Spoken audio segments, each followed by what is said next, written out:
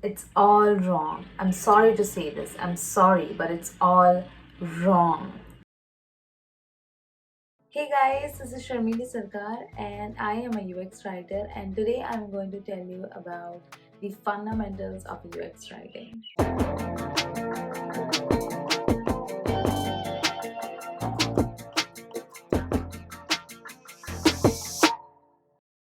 If you type in the fundamentals of UX writing, you'll find a zillion articles on the heart of the internet that's just going to baffle your mind. So I have boiled down all the information. Here are top 4 principles of UX writing that you need to keep in your mind while coming up with UX copies. Number 1, clear. That means whatever your content is devoid of any ambiguity. For example, instead of writing this, you can write it as this.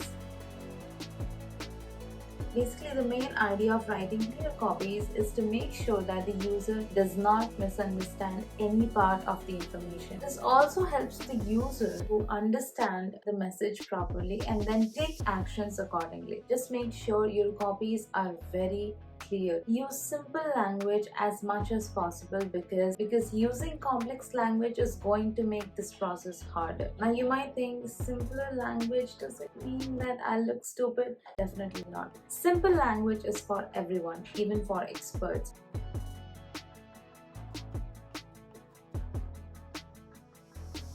Number 2, concise. If you look up for this word, it actually means giving a lot of information with the least amount of words. Now, what does it mean? That instead of writing your 2 files has been downloaded, you can say 2 files downloaded. It is about, keeping your text concise, but also making sure that you're not leaving any part of the information that might be useful for the users. Now, the reason why we love concise form of text is very interesting. But before that, look at this. Would you prefer reading this or this?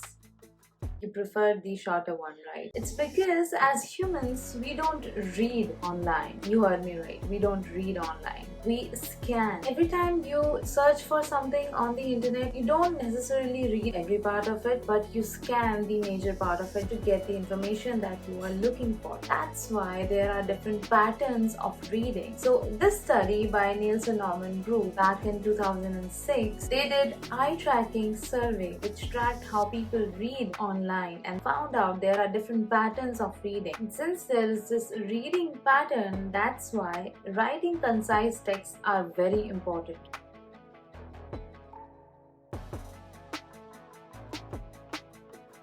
Number 3, useful. No matter what you do, just make sure your copies are useful. What does this useful mean? Your copies should serve some kind of purpose to the user. You have to make sure whatever words you are putting out there on top of the screens, it is actually serving some purpose to your users. Look at this example of Google. So earlier, every time a user entered a wrong password, this was the alert that popped up. So you as a user are inside of an endless loop that is not helpful to you. So instead of that, they wrote wrong password followed by 2 CTS now. One said try again, where you can try again and enter your password again. Or if you do not remember your password at all, you can come out of that loop by tapping on reset password. See, this text right here is a useful one. The main idea behind this is you should not leave your user unattended in the middle of nowhere, because the moment your user feels it's not helping out, the user is never going to return to the platform. So as a UX writer, you have to make sure that whatever content you're putting out there, it's actually serving a purpose and it's actually being helpful to the users.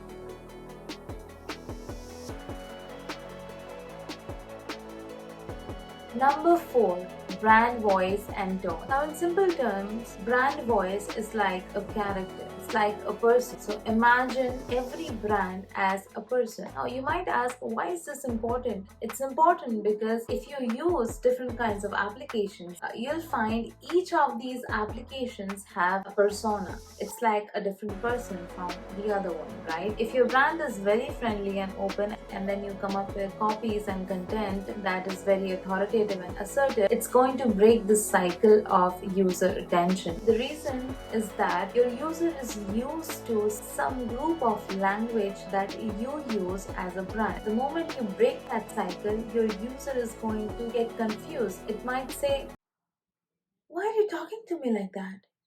You've never been like this before." This is going to happen with your users. So try and make sure that you don't do it. If needed, I'll create a separate video explaining how to come up with brand voice and tone. But for now, you just need to make sure that this is something that needs to be taken care of.